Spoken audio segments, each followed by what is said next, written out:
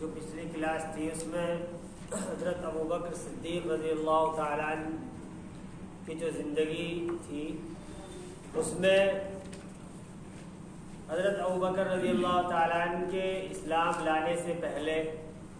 اور پھر اللہ کے رسول صلی اللہ علیہ وسلم کی معیت میں اور آپ کے ساتھ رہ کر جو آپ کی زندگی تھی اور کس طرح سے انہوں نے اسلام کی خدمت کی، اللہ کے رسول صلی اللہ علیہ وسلم کی زندگی میں اپنی جان کے ذریعے، اپنے مال کے ذریعے ساتھ رہ کر، یعنی ہر طرح سے وہ اسلام کے لیے گویا کہ وقف ہو گئے تھے، اپنی زندگی کو پورا اسلام کے لیے، دین کے لیے انہوں نے لگا دیا تھا۔ پھر خلافت کا جو واقعہ تھا اور یعنی کس طرح سے ثقیفہ بنی ساعدہ کا میں نے ذکر کیا تھا اور پوری تفصیل سے اس کو بتایا تھا کہ وہاں پر انصار اور مہاجرین کے درمیان کچھ بحث بھی ہوئی تھی، تھوڑا سا کچھ باتیں ہوئی تھی، اور پھر اتفاق سے الحمدللہ سب کے اتفاق سے اور اتحاد کے ساتھ میں حضرت ابوبکر صدیق رضی اللہ تعالیٰ عنہ کو خلیفہ بنا دیا گیا تھا۔ پھر اس کے بعد جو حالات، بڑے نازک حالات پیدا ہو گئے تھے،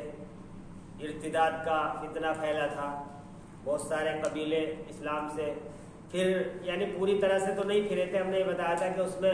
کچھ لوگوں نے زکوٰۃ کا انکار کر دیا تھا، لیکن حضرت ابوبکر رضی اللہ تعالیٰ عنہ نے بڑی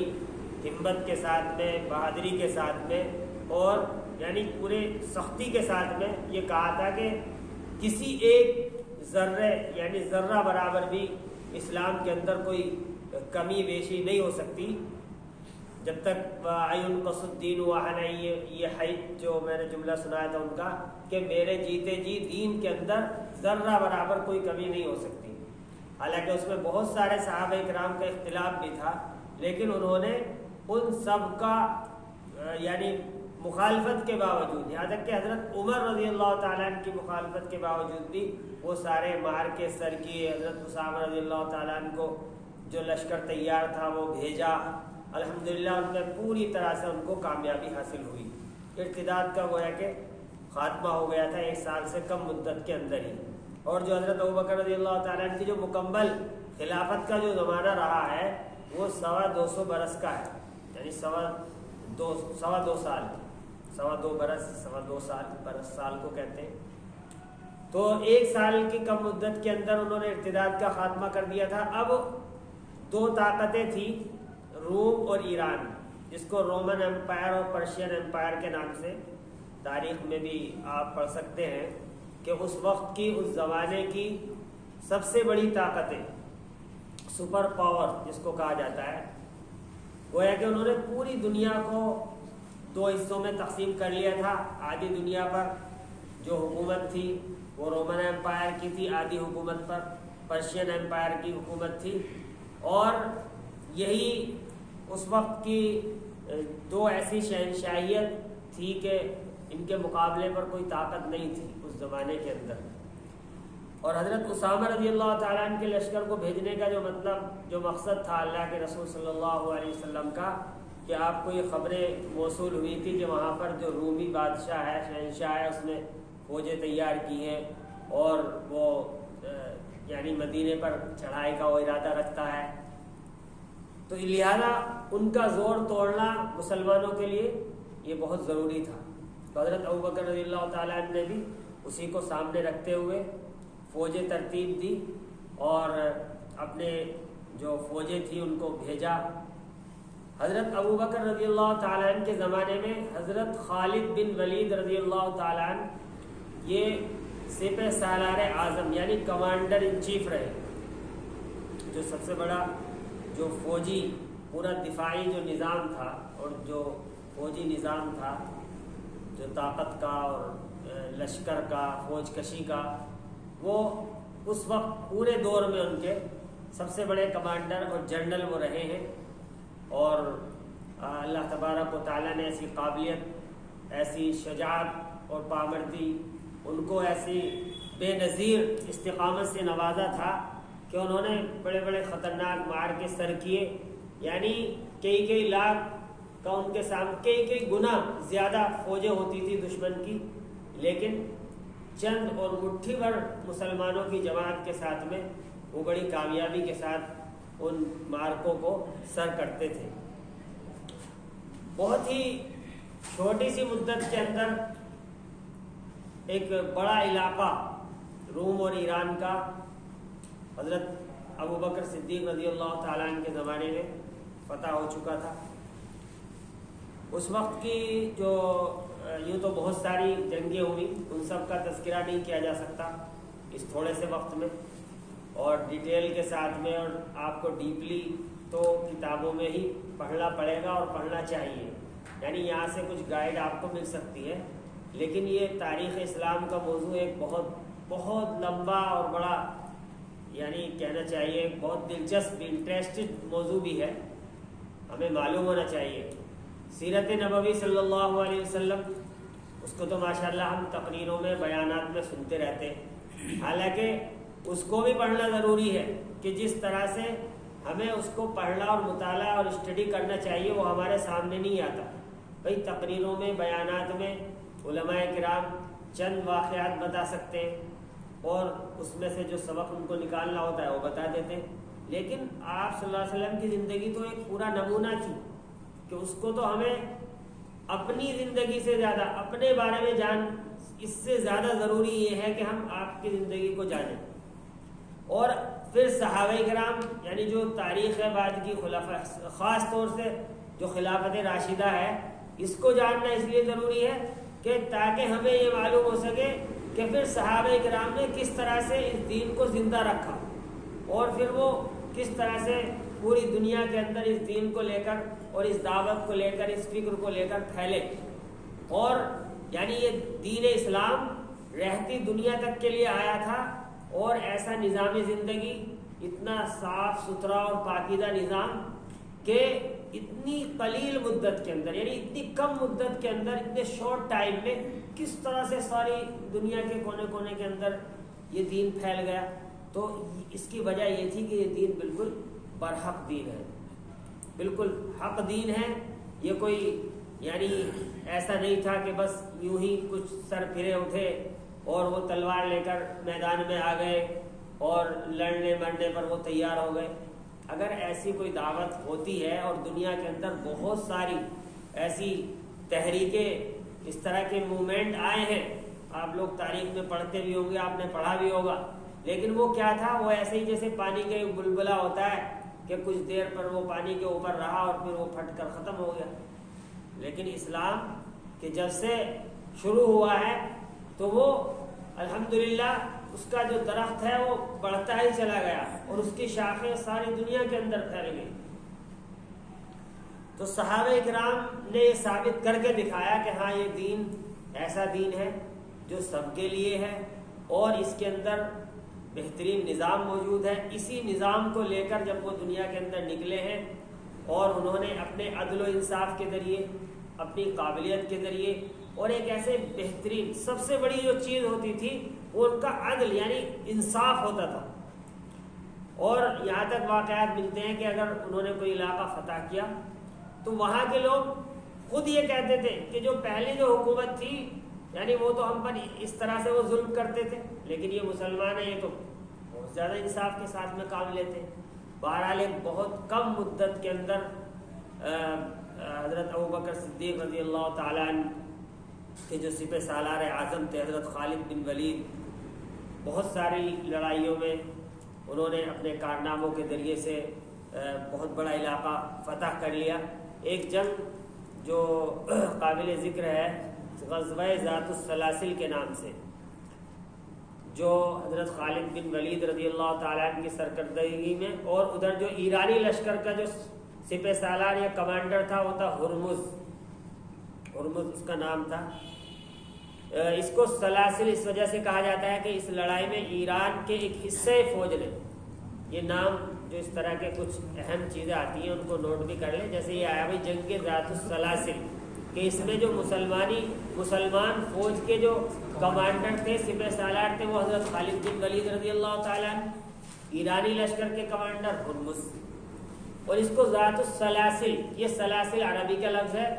اس کے معنی ہوتے ہیں یعنی زنجیروں والا، تو اس کو کیوں کہا گیا زنجیروں والا؟ اس لیے کہ ایرانی لشکر کے ایک بڑے حصے نے اپنے پیروں کے اندر زنجیریں باندھ لی تھی، یعنی اس لیے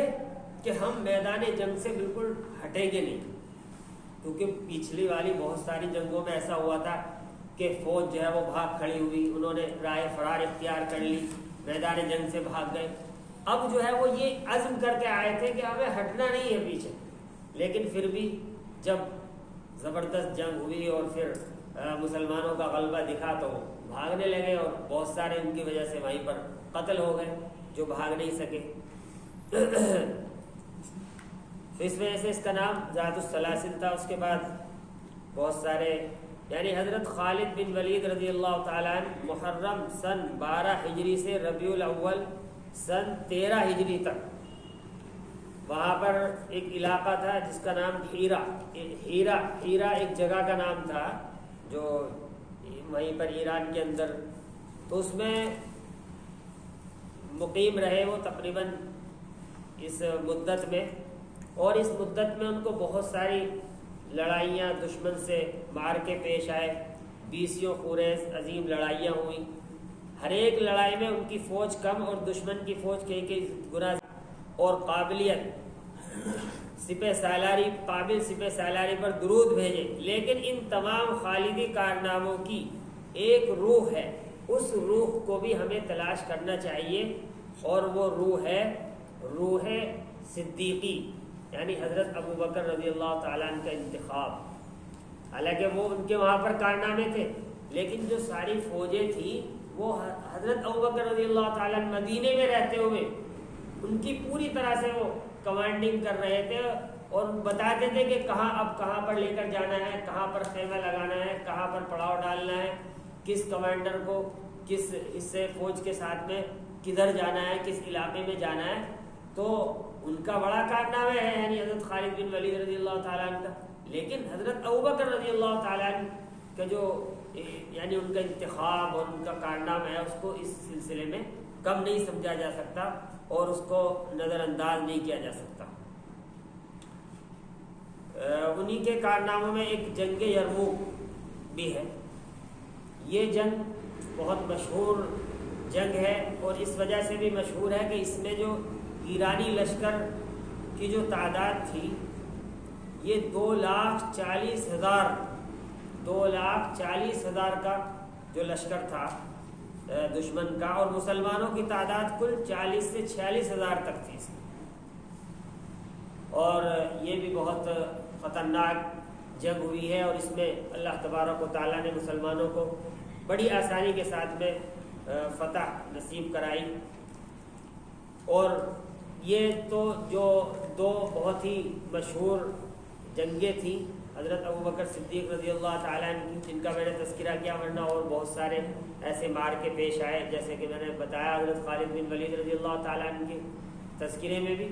کہ 20 ان کو اس طرح کے مار کے پیش آئے۔ اب 22 اور 23 جمادی الثانی کی جو درمیانی شب تھی، اس میں حضرت ابوبکر رضی اللہ تعالیٰ عنہ 63 سال کی عمر میں اس دنیا سے رخصت ہوئے ہیں۔ سن کون سا بتایا میں نے؟ سن 13 ہجری اور 22 اور 23 کی جو درمیانی شب تھی، یعنی 22 کا دن ختم ہو کے جو 23 کی رات، چونکہ سورج غروب ہونے کے بعد سے ہی جو چاند کی تاریخ ہے وہ شروع ہو جاتی ہے جمادی الثانی۔ مدت خلافت آپ کی 2.25 سال۔ مولانا حضرت ابوبکر کی عمر کتنی ہوگی؟ 63 سال کی عمر۔ حضور صلی اللہ علیہ وسلم سے کتنی عمر بڑے تھے؟ آپ 2 سال۔ 63 سال میں تھے حضور صلی اللہ علیہ وسلم وفات پائے تھے، ہاں تو 2 سال بعد آپ یہ بھی 63 بتا رہی ہے؟ نہیں، چھوٹے تھے آپ حضرت ابوبکر رضی اللہ تعالیٰ اللہ کے رسول صلی اللہ علیہ وسلم سے 2 سال چھوٹے، اس لیے برابر ہوگی نا، پھر چھوٹے تھے، بڑے نہیں چھوٹے۔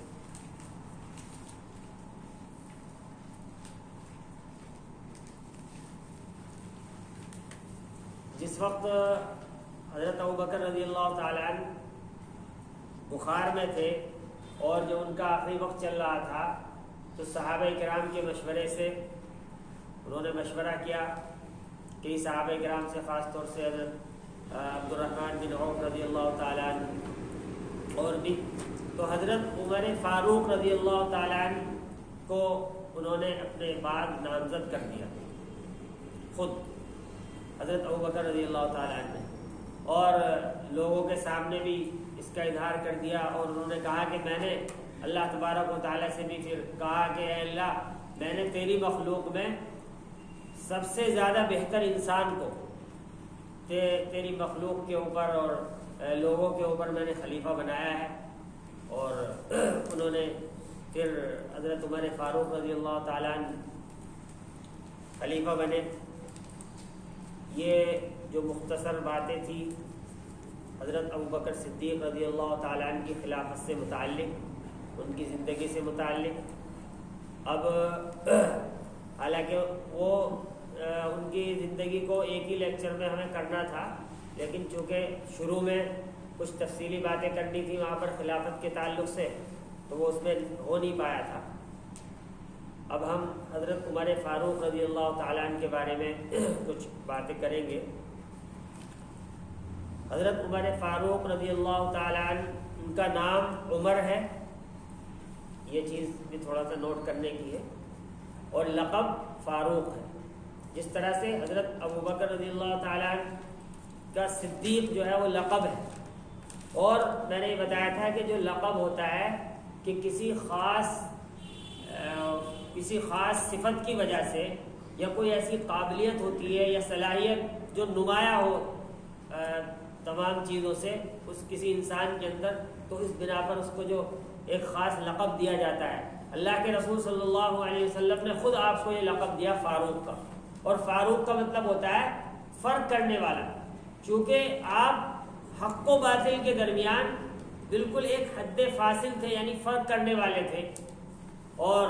آپ کے اسلام کے ذریعے سے اسلام کو، دین اسلام کو بہت قوت پہنچی، بہت عزت ملی، اور جیسے کہ ابھی کئی صحابہ کرام کے ایسے اقوال ملیں گے کہ انہوں نے جو آپ کے اسلام لانے کے بارے میں جو فرمائے ہیں، تو اس وجہ سے آپ کو فاروق کہا گیا۔ اور آپ کی جو کنیت تھی وہ ابو حفص تھی، ابو حفص کنیت میں نے بتایا تھا کہ یا تو بیٹے یا بیٹی کے نام کے آگے ابو لگا دیا جاتا ہے، ابو، اب کا مطلب ہوتا ہے باپ، یعنی حفص کے باپ، اور کبھی کبھی ایسا بھی ہوتا ہے ابو کے معنی والے کے ہوتے ہیں، میں نے پیچھے بھی بتایا تھا جیسے ابو بکر، تو وہاں پر بکر کے معنی پہل کے ہیں، تو حضرت ابو بکر رضی اللہ تعالیٰ عنہ ہر چیز میں چونکہ پہل کرنے والے تھے تو اس وجہ سے ان کی وہ کنیت پڑی ابو بکر، اس وجہ سے۔ اور عربوں کے اندر یہ ایک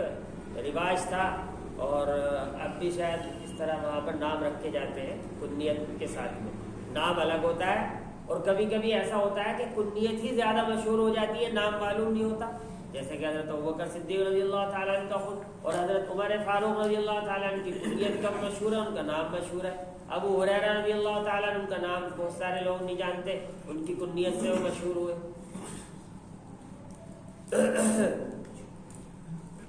اسلام لانے سے پہلے بھی حضرت عمر رضی اللہ تعالیٰ عنہ بڑے بہادر، بڑے طاقتور تھے، اور ایک میلہ بڑھتا تھا عکاظ کے نام سے، بازار عکاظ، تو وہاں پر بہت سارے کھیل ہوتے تھے، طرح طرح کے تماشے ہوتے تھے، تو ان میں جو پہلوانی ہوتی تھی، کشتی، تو حضرت عمر رضی اللہ تعالیٰ عنہ اس بازار میں اور وہاں پر جو میلہ لگتا تھا اس میں پہلوانی کرتے تھے، اور سب سے زیادہ مشہور تھے اس وقت عرب میں اپنی بہادری میں اور اپنی طاقت کے اندر، ان کا ایک بڑا نام تھا۔ 40 مردوں اور 11 عورتوں کے بعد حضرت عمر رضی اللہ تعالیٰ عنہ اسلام میں داخل ہوئے ہیں۔ ان کے اسلام لانے کا بھی بہت مشہور واقعہ ہے، وہ آپ نے بیانات میں سنا بھی ہوگا، مختصر طور پر میں بتا دیتا ہوں کہ ایک روز انہوں نے یہ سوچا کہ اللہ کے رسول صلی اللہ علیہ وسلم نے جب مکے میں اسلام کا دین کا اعلان کیا تو بہت سارے جو بھائی بھائی میں دشمنی ہو گئی، کچھ کسی کا بیٹا اسلام لے آیا، اور اس طرح وہ بہت زیادہ جو دشمن تھے ستا رہے تھے مشرکین صحابہ کرام کو، ایمان لانے والوں کو. تو انہوں نے سوچا کہ میں اب اس ہنگامے کو، اس فتنے کو نعوذ باللہ ختم کر رہا ہوں. خود جو ہے جہاں سے یہ فتنہ گویا کہ ان کی زبان میں شروع ہوا ہے کہ میں اسی کی جڑ کاٹ دوں تو یہ ساری چیزیں ختم ہو جائیں گی، خود بخود بند ہو جائیں گی. تو تلوار لے کر نکلے. راستے میں حضرت سعد بن ابی وقاص رضی اللہ تعالیٰ عنہ ملے کہ عمر کہاں کا ارادہ ہے؟ کیونکہ میں جو ہے اس فتنے کو بالکل ختم کرنے جا رہا ہوں نعوذ باللہ. تو اور ان میں بہت ساری بات چیت ہوئی تو انہوں نے کہا کہ بھائی تمہاری تو بہن بھی اسلام لا چکی ہے، پہلے ان کی خبر لو جا کر. اور یہ جواب سن کر بہت ان کو غصہ آیا اور اس غصے میں گئے اپنے بہن کے گھر. تو وہاں پر پہلے ہی حضرت خباب بن ارد رضی اللہ تعالیٰ عنہ ان کو، ان کی بہن کو اور ان کے جو بہنوئی تھے حضرت سعید بن زید قرآن کریم پڑھا رہے تھے. اب انہوں نے جب دیکھا کہ عمر آ رہے ہیں، جیسے ان کو آگ لگی محسوس ہوا تو انہوں نے وہ قرآن کے اوراق چھپا دیے. حضرت خباب بن ارد رضی اللہ عنہ بھی چھپ گئے. اب یہ آئے کہ تم کیا کر رہے تھے؟ کہ کچھ نہیں. پہلے تو انہوں نے چھپانا چاہا، پھر انہوں نے بہنوئی کو پکڑا اور ان کو خوب مارا. بہن چھڑانے کے لیے آئی تو ان کو بھی بہت زیادہ مارا، یہاں تک کہ لہو لہان کر دیا. لیکن پھر وہ انہوں نے یہ اعلان کر دیا کہ عمر ہم اسلام لا چکے ہیں، افعل ما بدا لک. اس کا مطلب یہ ہے کہ اب جو تمہارے دل میں آئے کر لو، ہم اپنے دین سے پھرنے والے نہیں ہیں، ذرہ برابر بھی ہم دین سے ہٹنے والے نہیں ہیں. تو جب انہوں نے یہ جملہ کہا اور انہوں نے اپنے بہن اور بہنوئی کا خون دیکھا تو دل کے اندر نرمی پیدا ہوئی. اور اللہ کے رسول صلی اللہ علیہ وسلم نے دعا بھی کی تھی کہ عمر کو یا ابو جہل اللہ ان میں سے کسی ایک کو کے ذریعے سے دین کو قوت عطا فرما. تو حضرت عمر رضی اللہ تعالیٰ عنہ کے حق میں وہ دعا گویا کہ قبول ہو گئی. پھر انہوں نے کہا کہ اچھا مجھے دکھاؤ کہ تم کیا پڑھ رہے تھے. انہوں نے کہا کہ وہ ناپاک آدمی اس کو نہیں چھو سکتا، کہ غسل کر کے آئے. پھر وہ کچھ قرآن کی آیتیں تھی وہ پڑھ کر سنائی تو ان کا دل نرم ہو گیا. کہا کہ چلو مجھے بھی محمد کے پاس لے چلو. یہ اس طرح سے وہ حضرت خباب رضی اللہ عنہ کو وہاں پر لے کر گئے. تو یہ ان کے اسلام لانے کا یہ ایک جو واقعہ ہوا ہے. حضرت عبداللہ بن عباس رضی اللہ تعالیٰ عنہ فرماتے ہیں کہ جس روز عمر ایمان لائے اس روز مشرکین نے کہا کہ آج مسلمانوں نے ہم سے سارا بدلہ لے لیا. ابن مسعود رضی اللہ تعالیٰ عنہ کی روایت ہے کہ جس روز حضرت عمر فاروق رضی اللہ تعالیٰ عنہ ایمان لائے اس روز سے اسلام عزت ہی پاتا گیا. آپ کا اسلام گویا کہ اسلام کی فتح تھی، آپ کی ہجرت گویا نصرت تھی، نصرت یعنی مدد تھی اسلام کی، اور آپ کی امامت یعنی خلافت یا بادشاہت اور حکومت یہ گویا اسلام کے لیے ایک رحمت تھی. جب ہجرت کی ہے صحابہ کرام نے تو آپ جانتے ہیں کہ بڑے اس وقت خطرناک حالات تھے. تمام صحابہ کرام چھپ چھپ کر ہجرت کر رہے تھے کیونکہ کفار اور مشرکین وہ روکتے تھے ان کو جانے سے، ان پر ظلم کرتے تھے، ستاتے تھے. لیکن حضرت عمر فاروق رضی اللہ تعالیٰ نے علی اعلان ہجرت کی. وہ مشرکین کے حرم میں آئے اور کہا کہ بھئی جو یہ چاہے کہ اپنی بیوی کو بیوہ کرے اور اپنی ماں کو بے اولاد کرے تو وہ میرے مقابلے پر آئے، مجھے ہجرت سے روک لے. تو کسی کی بھی ہمت نہیں ہوئی اور انہوں نے پوری آزادی کے ساتھ میں ہجرت کی. اللہ کے رسول صلی اللہ علیہ وآلہ وسلم نے آپ کے بارے میں بہت ساری خوشخبریاں دی ہیں، بہت سارے آپ کے ارشادات ہیں حضرت عمر رضی اللہ تعالیٰ عنہ کے بارے میں. سب سے مشہور تو یہی ہے کہ آپ نے یہ فرمایا کہ اگر میرے بعد کوئی نبی ہوتے تو وہ عمر ہوتے. اور خواب بھی اس طرح کے کئی ہیں جن سے حضرت عمر فاروق رضی اللہ تعالیٰ عنہ کی بہت فضیلت معلوم ہوتی ہے. آپ کو معلوم ہو چکا کہ حضرت ابوبکر صدیق رضی اللہ تعالیٰ عنہ نے آپ کو اپنے بعد نامزد کر دیا تھا خلافت کے لیے. لہذا 23 جمادی الثانی سن 13 ہجری کو آپ نے بیعت لی خلافت کی ان کے حضرت ابوبکر رضی اللہ تعالیٰ عنہ کے انتقال کے بعد. جس وقت آپ خلیفہ بنے تو میں نے بتایا کہ حضرت خالد بن ولید رضی اللہ تعالیٰ عنہ وہ سپہ سالار اعظم تھے، گویا کہ سب سے بڑے جو کمانڈر تھے اس وقت فوجوں کے، وہ تو حضرت عمر فاروق رضی اللہ تعالیٰ عنہ نے ان کے درجے کو، ان کی پوسٹ کو کچھ کم کیا ہے اس وقت، یعنی جب آپ خلیفہ بنے تو سب سے پہلا کام آپ نے یہی کیا، اور بلکہ اس سے پہلے ایک اور تھا کہ نجران کا ایک علاقہ تھا، اس میں کچھ عیسائی باقی رہ گئے تھے۔ حضرت ابوبکر رضی اللہ تعالیٰ عنہ کو فرصت نہیں ملی تھی، بہت سارے کام ان کے سامنے آ گئے فوراً، اور اللہ کے رسول صلی اللہ علیہ وسلم نے یہ فرمایا تھا کہ اخرج الیہود والنصارى من جزیرۃ العرب، کہ یہود و نصارہ کو، یعنی یہودیوں کو اور عیسائیوں کو جزیرۃ العرب سے بالکل باہر کر دینا، کیونکہ ان کی جو سازشیں تھیں اور دشمنوں سے ساز باز وہ آپ شروع سے ہی دیکھ رہے تھے۔ جب آپ ہجرت کر کے مدینہ آئے تھے تو آپ نے ان سے حالانکہ معاہدہ کر لیا تھا، لیکن یہودیوں نے اس کے بعد بھی مشرکین سے ساز باز کی، ان کو حملہ کرایا، غزوہ خندق جو پیش آئی تھی، تو اس کے بعد بھی یہ جو کچھ عیسائی باقی رہ گئے تھے یہ بھی عیسائیوں سے یعنی رومیوں سے جو ہے ساز باز کرتے تھے، جاسوسی کرتے تھے مسلمانوں کی۔ لہذا حضرت عمر فاروق رضی اللہ تعالیٰ عنہ نے خلافت کے بعد جو ایک کام کیا ہے سب سے پہلے کہ ان کو وہاں سے نکال کر باہر کیا، ان کو نکالا وہاں سے، اور ایک یہ کہ حضرت خالد بن ولید رضی اللہ تعالیٰ عنہ کی جگہ حضرت ابو عبیدہ بن جراح رضی اللہ تعالیٰ عنہ کو سپہ سالار بنایا۔ اور ادھر کیونکہ یہ میں نے کہا کہ جیسے رومن امپائر اور پرشین امپائر یہ دونوں جو اس وقت کی بڑی جو طاقت تھی، تو ایک فوج یہاں پر تھی ایران کے اندر اور ایک فوج ادھر تھی روم کے اندر۔ تو حضرت ابو عبیدہ بن جراح رضی اللہ تعالیٰ عنہ کو جو سپہ سالار اعظم حضرت عمر فاروق رضی اللہ تعالیٰ عنہ نے بنایا ہے، وہ ملک شام کی افواج کا، فوجوں کا، یعنی جو روم کے اندر تھا، اور ادھر حضرت ابو عبید بن مسعود کو ملک عراق، یعنی جو ایران کے اندر تھا، وہاں کی فوج کا جو سپہ سالار اعظم بنایا وہ حضرت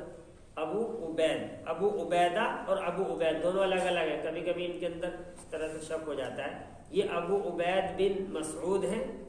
جو عراق کی فوجوں کے سپہ سالار اعظم بنائے گئے، اور وہ حضرت ابو عبیدہ بن جراح ہے جو ملک شام کے اندر تھے۔ تو یہ انہوں نے تھوڑی سی کچھ چینجنگ کی۔ اس کے بعد پھر جو فتوحات کا سلسلہ تھا وہ شروع ہوا، بہت ساری اس دوران جو ہے جنگیں پیش آئی، ان سب کا تذکرہ کرنا تو ایک بہت طویل چیز ہے، اس میں سے جو موٹی موٹی باتیں ہیں کچھ میں بتاؤں گا۔ جیسے ایک بہت نمایاں جو فتح تھی وہ دمشق کی فتح تھی۔ دمشق جو روم کا ایک بہت بڑا اور مشہور شہر تھا، جو میں نے کہا تھا کہ یرموک کے اندر جو جنگ ہوئی تھی اس میں بہت بری طرح سے رومیوں نے شکست کھائی، تو وہاں سے جا کر وہ ایک دمشق کے پاس میں ایک جگہ پر جمع ہوئے۔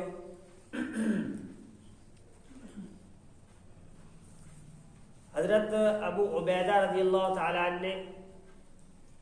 جب کئی ساری جنگوں میں فتح حاصل کرنے کے بعد جب دمشق کا یہ شہر تھا اور وہاں سے جو رومی تھے وہ آ کر وہاں پر بہت سارے جمع ہو گئے، اور اب انہوں نے یعنی قلعہ بند کر لیا، اور پوری طرح سے وہ وہاں پر آ کر جمع ہوئے، تیاریاں کی، اور وہ پوری طرح سے لڑنے کے لیے تیار تھے۔ حضرت ابو عبیدہ رضی اللہ تعالیٰ عنہ نے اسلامی فوج کو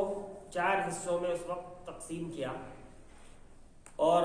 اس کا پورے شہر کا محاصرہ کر لیا، یعنی گھیراؤ کر لیا، اس کو چاروں طرف سے گھیر لیا کہ کوئی باہر سے بھی مدد نہ آنے پائے اور یہ لوگ بھی اندر سے کہیں نہ جانے پائیں۔ اب کافی دن تک یہ محاصرہ جاری رہا، بہت لمبا محاصرہ رہا۔ پھر ایک دن حضرت جو سپہ سالار تھے انہوں نے یہ طے کیا کہ اب انشاءاللہ کل جو ہے ہم پوری طرح سے چاروں ایک ساتھ مل کر اس پر حملہ کریں گے. لیکن اس کا جو وہاں کا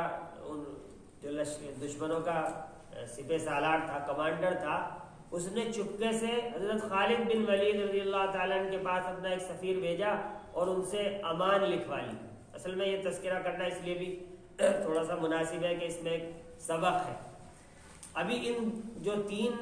ادھر حصے تھے فوج کے، ان کو معلوم نہیں تھا، لیکن انہوں نے وہ اصل میں یہ جانچنا چاہتا تھا کہ ہم دیکھتے ہیں کہ اگر ہم قابو پا لیں گے کہ ادھر والے جو لشکر ہیں، کہ اگر ہم ان پر مقابلہ کرنے کی طاقت اگر ہمارے اندر ہوگی تو پھر ہم ان کو غالب کر دیں گے، کہہ دیں گے کہ بھائی یہ تو بڑے سپہ سالار ہی نہیں تھے، ان کے امان کو ہم نہیں مانتے. لیکن اگر ہم دیکھیں گے کہ ہماری طاقت نہیں ہے ان سے مقابلے کی تو پھر کہہ دیں گے کہ ہم نے تو امان لے لی تھی. تو اس نے گویا کہ سازش کرنی چاہیے. بہرحال حضرت خالد بن ولید رضی اللہ تعالیٰ عنہ تو امان دے کر، یعنی صلح کے ذریعے سے. اصل میں اس وقت یہاں پر بتا دوں کہ جب اسلامی لشکر کسی بھی شہر پر، کسی بھی ملک پر جب فوج کشی کرتا تھا تو ان کا یہ طریقہ اور یہ اصول تھا کہ وہ پہلے 3 چیزیں رکھتے تھے. یا تو اسلام قبول کر لو، سب سے پہلی چیز تو یہ ہے کہ یا تو اسلام قبول کر لو، دین اسلام کے اندر آ جاؤ تو پھر کوئی مسئلہ ہی نہیں ہے، نہ لڑائی کا مسئلہ ہے، نہ ٹیکس کا اور جزیے کا مسئلہ ہے، پھر تو تم ہماری طرح سے مسلمان ہو. اگر یہ نہیں مانتے تو پھر جزیہ دینا قبول کرو. جزیہ کا مطلب یعنی ایک مقدار ہوتی تھی مال کی، ان کی کھیتیوں میں سے، اور جو درہم یا دنانیر وغیرہ ہے اس حساب سے وہ سال میں ادا کی جاتی تھی کہ تم اسلامی حکومت کو اتنی مقدار مال ادا کرو گے، دولت دو گے تو پھر ہم تمہاری حفاظت کریں گے،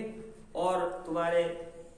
جو بچے ہیں یا تمہارے مرد ہیں، عورتیں ہیں، ان کی حفاظت کی جائے گی، کسی کو قتل نہیں کیا جائے گا، تمہارے عبادت خانوں کی بھی حفاظت کی جائے گی، دشمنوں سے بھی تمہاری حفاظت کی جائے گی. یہ ایک معاہدہ ہوتا تھا، ایک ایگریمنٹ ہوتا تھا ان سے. اگر یہ بھی نہیں ہے تو پھر تیسری چیز ہوتی تھی کہ یا پھر جنگ کرو. تو اب پہلے یہ ہر ایک کو وارننگ دے دی جاتی تھی. اب انہوں نے کیا کیا کہ پہلے تو جنگ کے لیے، یعنی ان 3 شرطوں کو نہیں مانا تھا، دونوں کو گویا کہ جنگ ہونا طے تھی، لیکن چپکے سے پھر حضرت خالد بن ولید رضی اللہ تعالیٰ عنہ سے یہ کر لیا. اب ادھر سے حضرت ابو عبیدہ بن جراح جو سپہ سالار اعظم تھے، اور جو 3 اور دو فوج اور تھی، وہ تو یعنی زبردستی گویا کہ تلوار کے ذریعے سے شہر میں داخل ہوئے، اور یہ تھے امن کے ذریعے سے انہوں نے گویا کہ صلح کر لی. اب جب ملے ہیں آپس میں تو انہوں نے تو کہا کہ بھئی ہم نے تو یہ زبردستی، جس کو عن وطن یعنی تلوار کے زور پر، عربی میں اس کے لیے ایک لفظ آتا ہے عن وطن، یعنی ہم نے تلوار کے زور پر زبردستی جنگ کر کے اس کو فتح کیا ہے. لیکن وہ کہہ رہے تھے کہ صلح کے ذریعے گویا کہ یہ شہر فتح ہوا ہے. لیکن پھر بھی میں یہ بتانا چاہ رہا تھا کہ حضرت مسلمانوں کا جو عدل و انصاف تھا، حالانکہ وہ بڑے اس وقت عہدے پر نہیں تھے حضرت خالد بن ولید، لیکن انہوں نے یہ فیصلہ کیا کہ نہیں، اگر ایک عام مسلمان بھی امان دے دے تو گویا کہ وہ پھر امان ہے. یعنی جو انہوں نے مال و اسباب بھی لوٹا تھا وہ بھی ان کو واپس کر دیا گیا، کیونکہ پھر اگر صلح کے ذریعے کوئی شہر فتح ہوتا ہے تو پھر اس کا مال و اسباب بھی نہیں لوٹا جاتا. حالانکہ وہاں سے بہت بڑا مال غنیمت ہاتھ آنے والا تھا، لیکن وہ سب اس کے لیے یہ عدل و انصاف تھا مسلمانوں کا. یہ شہر اس وقت جو بڑی فتح ہوئی ہے اس میں ایک دمشق کی فتح تھی. ادھر جو یہ تو تھا جو روم کے اندر جو فتح ہوا ہے دمشق. پھر ایران کے اندر جیسے میں نے بتایا کہ حضرت ابو عبید بن مسعود کو وہاں کا سپہ سالار بنایا تھا حضرت عمر فاروق رضی اللہ تعالیٰ عنہ نے. وہ بھی بہت سارے علاقے کو فتح کرتے ہوئے آگے بڑھتے چلے گئے. لیکن ایک جو دریائے فرات کے کنارے ایک جنگ ہوئی، اس میں کچھ مسلمانوں کا بھی تھوڑا سا نقصان ہوا تھا، اس میں وہ شہید ہو گئے تھے حضرت ابو عبید بن مسعود رضی اللہ تعالیٰ عنہ، اور اس کے بعد ان کے بھائی بھی اسی میں شہید ہو گئے. یعنی وہ ایک ایسی جنگ تھی کہ اس میں ایک کے بعد ایک جن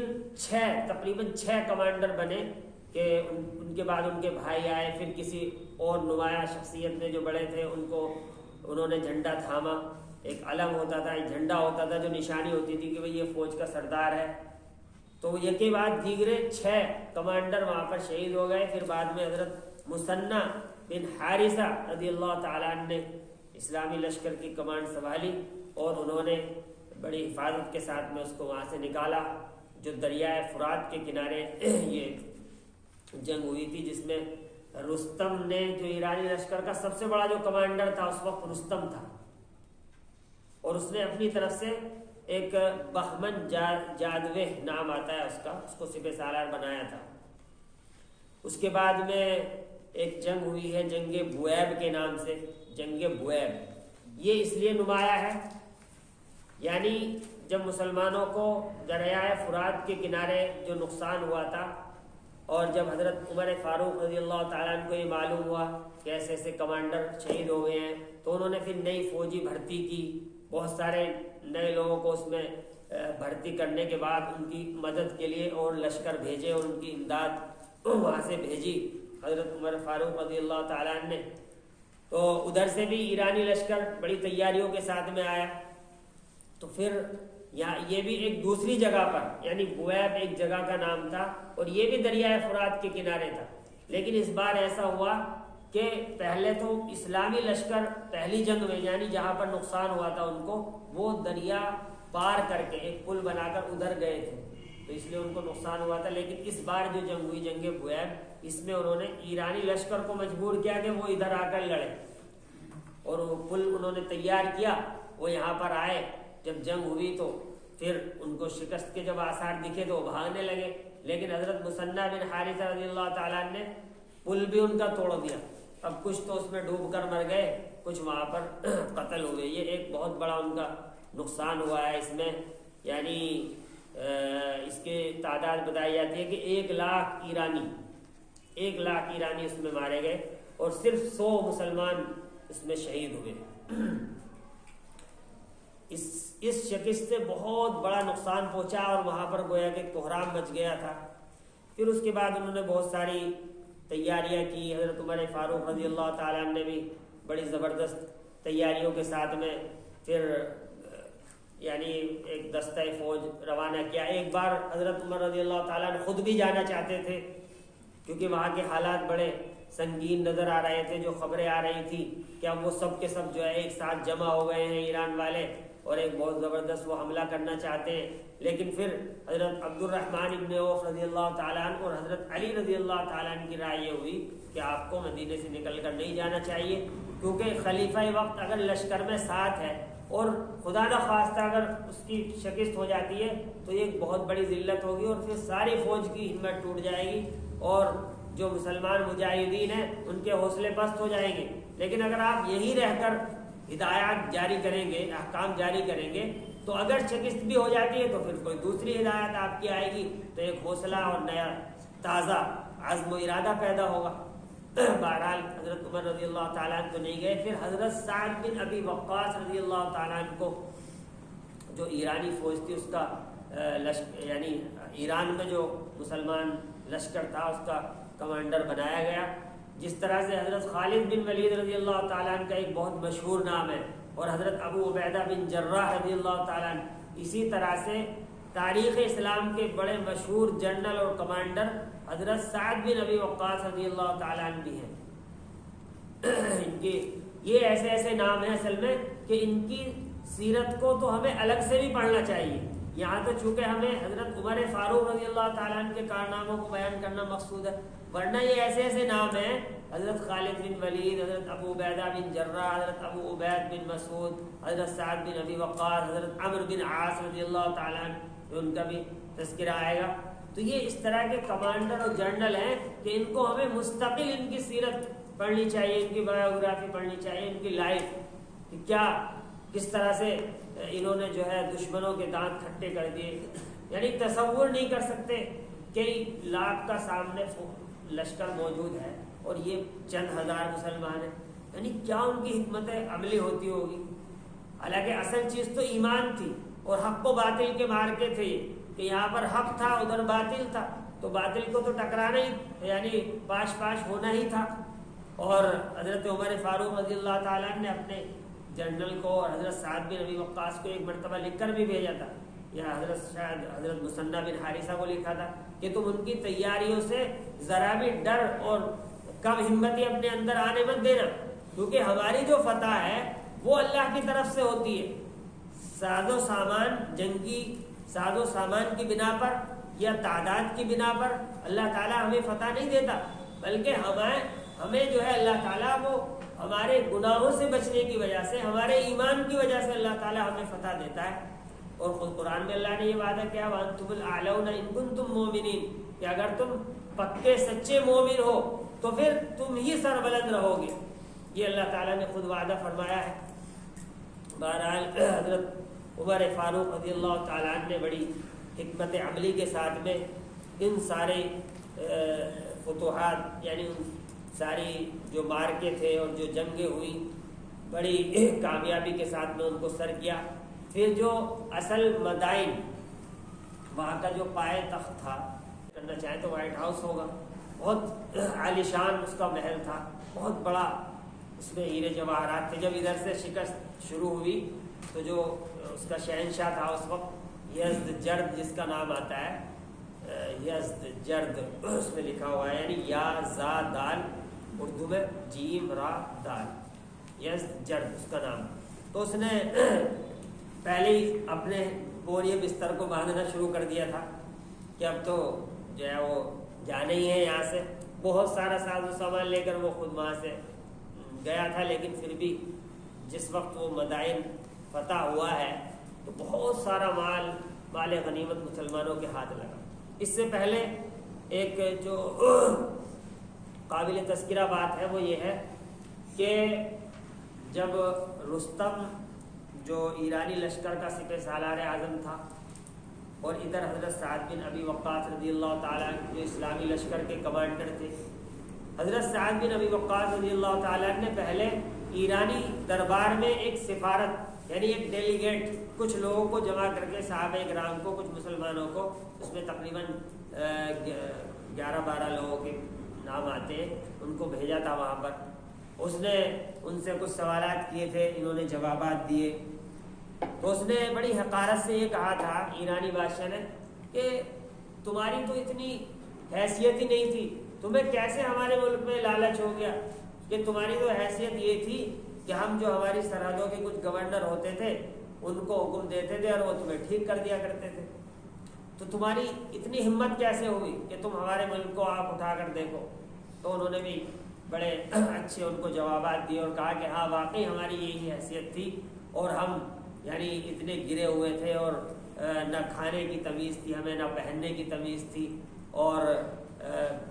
ہم بہت آپس میں لڑتے تھے، جنگ کرتے تھے، لیکن اللہ تعالیٰ نے ہم پر رحم فرمایا، ایک نبی کو بھیجا، وہ ایک نظام لے کر آئے، اللہ نے ہمیں ہدایت دی، پھر ہم اس دین کو لے کر ساری دنیا کے اندر پھیلے۔ اور پھر جو آخر میں 3 شرطیں ہوتی ہیں وہ انہوں نے اس کے سامنے رکھی، وہ بڑا آگ ببولہ بھی ہوا اور یہ کہا کہ اگر یعنی قاصد جو ہوتے تھے یعنی پیغمبر لے جانے والے، سفیر جن کو کہا جاتا تھا، کہ اگر ان کو قتل، اب یہ دیکھیں اتنا بڑا دشمن ہے لیکن اس زمانے کے اندر اتنا احترام کیا جاتا تھا۔ آج بھی سفیر کی بڑی اہمیت ہوتی ہے ملکوں کے درمیان جو ایگریمنٹ ہوتے ہیں کہ اگر یہ کوئی روایت ہوتی تو میں تم سب کو یہی قتل کر دیتا۔ بہرحال اس نے پھر اس کے بعد رستم کے پاس اور بہت سارے احکامات بھیجے۔ وہ حالانکہ جو رستم تھا وہ جنگ کو ٹالنا چاہتا تھا، وہ نہیں چاہتا تھا کہ ان سے عربوں سے جنگ ہو۔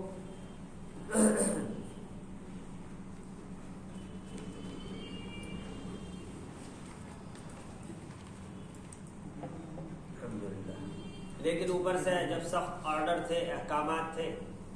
بادشاہ کے بھی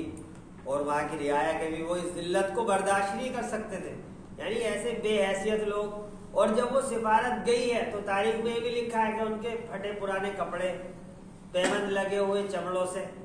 دیکھنے میں بھی ایسی بے حیثیت معلوم ہو رہے تھے، اور اس کا بڑا عالیشان دربار تھا۔ تو وہ دیکھ کر ہی حیران رہ گئے کہ یہ ایسی پھٹیچر قوم، وہ یہ سمجھ رہے تھے کہ اتنی بڑی عظیم الشان سلطنت کو کیسے اس سے ٹکر لے سکتی ہے، لیکن اللہ تعالیٰ نے ایسی ہمت ان کو دی تھی، انہوں نے ہی ایسے بڑے کارنامے انجام دیے۔ وہ سفارت وہاں سے آئی۔ پھر حضرت سعد بن ابی وقاص رضی اللہ تعالیٰ عنہ نے رستم کے دربار میں بھی خود اس نے بلوایا، بلکہ رستم نے یہ چاہا کہ کچھ صلح ہو جائے، کچھ باتیں ہو جائیں، تو سب سے پہلے حضرت ربیعی ابن عامر رضی اللہ تعالیٰ عنہ، یہ بھی ایک بہت تاریخ کا بہت مشہور نام ہے اور بڑا مشہور واقعہ ہے اور بڑا قابل تذکرہ واقعہ ہے۔ یہ حضرت ربیعی ابن عامر رضی اللہ تعالیٰ عنہ جو قاصد بن کر گئے، سفیر بن کر گئے رستم کے دربار میں، جو ایران کا اس وقت کا سپہ سالار اعظم یعنی کمانڈر ان چیف تھا، تو ان کی تو وہی اپنی سادہ کپڑا پہننا، ایک گھوڑے پر سوار، ٹوٹی پھوٹی تلوار اور جو ہے نیزہ ان کے ہاتھ میں، تو وہ اپنے اس نے بڑا شاندار محل اپنا سجایا اور قالین بچھائے اور گاؤ تکیے اور زبردست تاج پہن کر بیٹھا، یعنی تاکہ روک پڑے جو آنے والے ہیں، جو بھی آنے والے ہیں، کہ وہ ان کے شان و شوکت سے، اور یہ دیکھ کر یہ ہوتا ہے جو فطرت ہے کہ آدمی جب کہیں بڑی جگہ پر جائے گا، کسی بڑی پوسٹ والے کے سامنے جب جاتا ہے تو کچھ مروب ہو جاتا ہے، تو اس نے مروب کرنے کے لیے سارے کے سارے انتظامات کیے، لیکن ان کے اندر تو ایمانی طاقت تھی، وہ ان سب چیزوں سے کہاں مروب ہونے والے تھے۔ وہ تو ایک طرف گھوڑا باندھا اپنا اور ایسے ہی چلے گئے، بلکہ یہاں تک آتا ہے کہ وہ اپنی تلوار کو ٹکاتے ہوئے جا رہے تھے تو جہاں پر اس کی جو قالین تھی وہ پھٹ جاتی تھی وہاں سے، جہاں بھی وہ اپنی تلوار کی نوک کو رکھتے تھے، بڑھتے ہوئے چلے گئے۔ روکنا چاہا تو کہا کہ میں خود تھوڑی آیا ہوں، مجھے تو بلایا گیا۔ تو اس نے بھی کہا رستم نے کہ بھائی ان کو آنے دو، ان کو آنے دو۔ تو وہ جا کر اس کے بالکل برابر میں بیٹھ گئے پہلے تو تخت پر، اس کے جو درباری تھے انہوں نے اتارنا چاہا کہ نہیں، اس نے منع کیا پھر وہ خود ہی وہاں سے اترے، اور پھر جو ان کے درمیان جو بات چیت ہوئی، اس نے پوچھا کہ بھائی تمہارا کیا مقصد ہے، تم کیوں آئے ہو؟ تو انہوں نے بڑا تاریخی جملہ ارشاد فرمایا، وہ عربی میں اس کے الفاظ بھی تاریخ کے اندر سنہرے حروف سے لکھے ہوئے ہیں۔ انہوں نے کہا کہ اللہ تعاثنا لنخرج من شاء من عبادت العباد الى عبادت اللہ وحدہ ومن ضیق الدنیا الى سعتها ومن جور الادیان الى عدل الاسلام، اور بھی اس میں الفاظ ہیں۔ کہا کہ اللہ تعالیٰ نے ہمیں بھیجا ہے، اللہ نے ہمیں بھیجا ہے تاکہ ہم بندوں کی غلامی سے نکال کر اللہ کی غلامی میں لے جائیں، جس کو اللہ تعالیٰ توفیق دے، لنخرج من شاء، جس کو اللہ چاہے، اور دنیا کی تنگی سے نکال کر دنیا کی وسعت اور کشادگی میں لے کر آئے، اور تمام دنیا کے مذاہب اور دھرموں کے ظلم و جوڑ سے نکال کر اسلام کے عدل و انصاف میں لے کر آئے۔ یہ ہمارا مقصد ہے، اس لیے ہم یہاں پر آئے ہیں، اور اسی لیے جو ہمارا مرنا اور جینا ہے، اسی لیے ہم شہادت کو ایک شوق کے ساتھ میں اس کا گھونٹ پی لیتے ہیں، ساری جنگیں لڑتے ہیں، تلوار بازی کرتے ہیں، چلنا پھرنا، محنت، وہ سب کا سب ہمارا اسی مقصد کے لیے، اور اسی پیغام کو لے کر ہم تمہارے سامنے آئے ہیں، اور تم اگر اسلام قبول کر لو تو ٹھیک ہے، پھر ہمارا کوئی لڑائی جھگڑا ہے ہی نہیں، یا پھر جزیہ دینا قبول کرو، جیسے کہ وہ پہلے کہتے تھے ٹیکس دینا، اور ورنہ پھر تلوار ہمارے درمیان میں فیصلہ کرے گی۔ بہرحال اس نے بہت سارے سوالات کیے، لیکن اس وقت وہ راضی نہیں ہوا، اور بڑی جرأت اور بے باکی کے ساتھ انہوں نے جواب دیا، اور اس میں بڑا زبردست نقشہ کھینچا ہے۔ اس پر بڑے یعنی کہ لیکچر بھی ہیں ان کے اس جملے پر، ان کی جو انہوں نے فرمایا تھا وہاں جا کر کہ دنیا کی تنگی سے نکالنے کے لیے آئے ہیں۔ ظاہری آنکھوں سے دیکھنے والا تو تنگی اس کو سمجھے گا کہ بھئی ان کے پاس تو پھٹے پرانے کپڑے ہیں، کھانے کو پہننے کو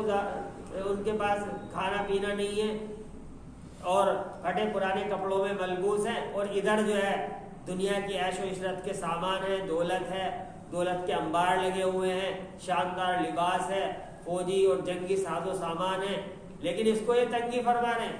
اور اصل میں حقیقت میں یہی تنگی تھی کہ جس کے اندر وہ جی رہے تھے، اور اصل جو تھا وہ اسلامی زندگی ہے، اسلامی عدل و انصاف ہے، بہرحال وہ اس کے بعد پھر انہوں نے اور رستم نے اور بھی ایک دو صحابہ کو بلایا، لیکن پھر وہ صلح نہیں ہو سکی، اور آخر میں جو قادسیہ کی جنگ ہے، مشہور جنگ، وہ ہوئی، اور پھر مسلمانوں کا قصر ابیض یعنی جو وائٹ ہاؤس تھا وہاں کا، اس پر قبضہ ہو گیا، اور حضرت سعد بن ابی وقاص رضی اللہ تعالیٰ عنہ جب وہاں پر داخل ہوئے ہیں تو انہوں نے قرآن کریم کی آیت بھی پڑھی تھی کہ کم ترکوا من جنات وعیون وزروع ومقام کریم ونعمت كانوا فيها فاکہین، یعنی کتنے ہی باغات کو، چشموں کو، کھیتیوں کو اور بڑے بڑے اچھے محلات اور جگہوں کو انہوں نے چھوڑ دیا، اور اللہ تعالیٰ فرما رہا ہے کہ ہم نے ان کا دوسرے لوگوں کو ان کا وارث بنا دیا۔ یعنی یہ آیت تو کسی اور موقع پر نازل ہوئی تھی، لیکن اس کا بالکل نقشہ ہے، گویا کہ ابھی یہ آیت نازل ہو رہی ہے کہ سارے مال و دولت وہ چھوڑ کر چلے گئے، مسلمانوں نے ان سب پر قبضہ کر لیا، وہ مال غنیمت مسلمانوں کے ہاتھ میں آیا۔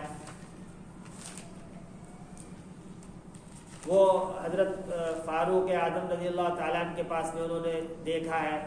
اور یہ تقریباً سن 16 ہجری کا واقعہ ہے۔ حضرت فاروق اعظم رضی اللہ تعالیٰ عنہ سے دیکھ کر رو پڑے، یعنی اللہ تعالیٰ نے اور اللہ کا شکر ادا کیا کہ کس طرح سے جو ہمارے پاس تو کچھ بھی نہیں تھا، اور اللہ نے اس دین کی اور اس اسلام کی بدولت کیا کیا یہ اللہ تعالیٰ نے یہ دن دکھایا۔ اس کے بعد جو بڑے بڑے اور روم، یعنی یہ تو ایرانی بادشاہت اور حکومت کا حال تھا، ادھر ایران روم کے اندر بھی بڑی بڑی فتوحات ہوئی، اس میں بیت المقدس کی فتح بہت مشہور ہے، بیت المقدس، اور خود حضرت وہاں کے جو پادری تھے انہوں نے حضرت عمر فاروق رضی اللہ تعالیٰ عنہ کو خود بلایا کہ چونکہ ایک بہت بڑی عظیم الشان فتح تھی بھئی مسلمانوں کے لیے بھی، جو بیت المقدس اور مسجد اقصی وہ مقدس جگہ ہے، اور عیسائیوں کے لیے بھی، تو اس کو اتنی آسانی سے چھوڑنے والے نہیں تھے۔ انہوں نے کہا کہ جو تمہارا بادشاہ ہے، خلیفہ ہے، وہ خود آئے اور انہی کے ذریعے سے یہاں پر صلح نامہ لکھا جائے گا۔ حضرت عمر رضی اللہ تعالیٰ عنہ خود تشریف لے گئے، اور ان کا یہ سفر بھی بہت ہی قابل تذکرہ ہے کہ کتنی سادگی کے ساتھ میں انہوں نے یہ سفر فرمایا تھا۔ ایک غلام آپ کے ساتھ میں تھا، لیکن ایک سواری تھی دونوں کے پاس، تو کبھی تو یہ بیٹھتے حضرت عمر رضی اللہ تعالیٰ عنہ، غلام پیدل چلتا، اور کبھی خود حضرت عمر رضی اللہ تعالیٰ عنہ پیدل چلتے تھے اور غلام کو بٹھاتے تھے۔ اس نے کہا بھی کہ نہیں میں پیدل چل لوں گا، لیکن نہیں، انہوں نے کہا کہ نہیں، یہ ناانصافی مجھ سے نہیں ہو سکتی۔ اور اتنے بڑے بادشاہ اس وقت کہ جو کیسر و کسریٰ، دو بڑی طاقتوں کے محلات کو ان کی فوجیں اپنے گھوڑوں کی ٹانگوں سے روند رہی تھی، اور یہ اتنا بڑا خلیفہ اتنی سادگی کے ساتھ میں ایک تھیلا لٹکائے ہوئے اور وہ جا رہے ہیں، اور وہ بھی اتنے عظیم الشان، اتنے تاریخی شہر کو فتح کرنے کے لیے، اس کو صلح نامہ لکھنے کے لیے۔ بہرحال وہ صلح نامہ وہاں پر مرتب کیا گیا، اور اس میں انہوں نے ان کے تمام جو عبادت خانے تھے اور جو ان سب کو کہا کہ یہ باقی رکھے جائیں گے، نہ کسی کو گرایا جائے گا، نہ ان میں مسلمان رہیں گے، بلکہ تم ان میں آزادی کے ساتھ میں اپنی عبادت کر سکتے ہو، جو یہاں سے جانا چاہے وہ جا سکتا ہے، جو رہے گا تو اس کو امان دی جاتی ہے، اس کی جان کی، مال کی، عزت کی سب حفاظت کی جائے گی۔ اور یہی مسلمانوں کا عدل و انصاف تھا کہ جو امان اگر کسی نے صلح کر لی تو پھر وہاں پر کوئی ایک ادنا سا مسلمان بھی کسی بھی بچے پر یا عورت پر کوئی ظلم نہیں کر سکتا تھا۔ اس کے بعد مصر بھی فتح ہوا ہے، جو حضرت عمرو بن عاص رضی اللہ تعالیٰ عنہ کی سرکردگی میں یہ فتح ہوا تھا۔ حضرت عمر فاروق رضی اللہ تعالیٰ عنہ نے ملک عجم کی تسخیر کے بعد، یعنی جب کنٹرول ہو چکا تھا ایک بہت بڑے علاقے پر، ایک لوگوں کو مسجد نبوی میں لوگوں کو جمع کیا اور یہ خطبہ دیا تھا کہ آج مجوسیوں کی حکومت، مجوسی کہتے تھے جو آگ کی پوجا کرتے تھے، جو ایرانی یعنی جو پرشین امپائر تھا، ایرانی جو تھے یہ آگ کی پوجا کرتے تھے، آگ کو پوجتے تھے۔ آتش پرست بھی یہ لفظ آتا ہے اردو میں، آتش پرست، مجوسی، ان کا جو مذہب تھا مجوسی ان کو کہا جاتا تھا۔ تو کہا کہ آج جو خطبہ دیا کہ آج مجوسیوں کی حکومت فنا ہو چکی، ختم ہو چکی، اب وہ اپنے ملک میں بالشت بھر زمین کے بھی مالک نہ ہو سکیں گے، یعنی تھوڑی سی بھی زمین پر اب ان کا کنٹرول باقی نہیں رہا۔ اللہ تعالیٰ نے تمہیں فتح دلائی ہے اور فرمایا کہ اب وہ مسلمانوں کو بھی نقصان نہ پہنچا سکیں گے۔ مسلمانوں، خدا تعالیٰ نے تم کو مجوسیوں کی زمین، مجوسیوں کے ملک اور مجوسیوں کے اموال و املاک کا مالک بنا دیا تاکہ اب تمہارے اعمال و افعال کو جانچے۔ پس مسلمانوں تم اپنی حالت کو نہ بدلنا، ورنہ خدا تعالیٰ تم سے بھی حکومت چھین لے گا اور کسی دوسری قوم کو دے دے گا۔ اس کے چند ہی روز کے بعد فاروق اعظم رضی اللہ تعالیٰ عنہ کی شہادت کا واقعہ مدینہ منورہ میں پیش آیا، اور جو ان کی شہادت کا واقعہ ہے وہ بھی بڑا مشہور واقعہ ہے کہ ایک نصرانی غلام تھا، مغیرہ بن شعبہ کا ایک غلام تھا جس کا نام تھا فیروز، اور اس کی کنیت تھی ابو لولو۔ تو اس نے ایک بار حضرت عمر رضی اللہ تعالیٰ عنہ سے بازار میں جاتے ہوئے شکایت کی کہ جو میرا مالک ہے، میرا آقا ہے، وہ مجھ سے زیادہ محصول لیتا ہے۔ وہ ایک طریقہ ہوا کرتا تھا، وہ غلام سے کہہ دیا کرتے تھے کہ تم اپنا کاروبار کرو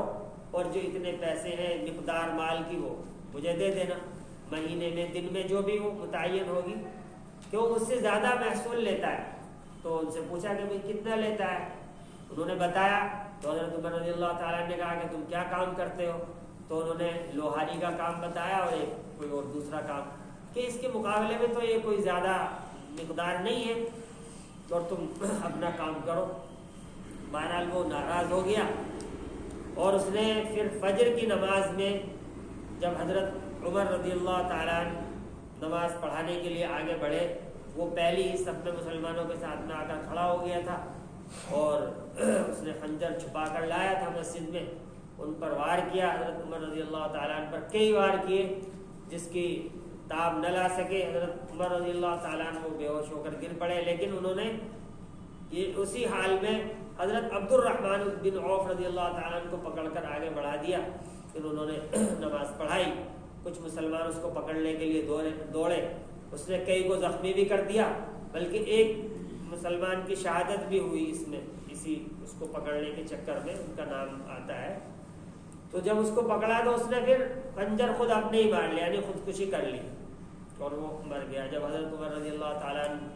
نے پوچھا کہ کس نے مجھ پر حملہ کیا ہے، کون تھا وہ، تو جب ان کو بتایا گیا، پتہ چلا کہ عیسائی تھا، نصرانی تھا، تو انہوں نے اللہ کا شکر ادا کیا کہ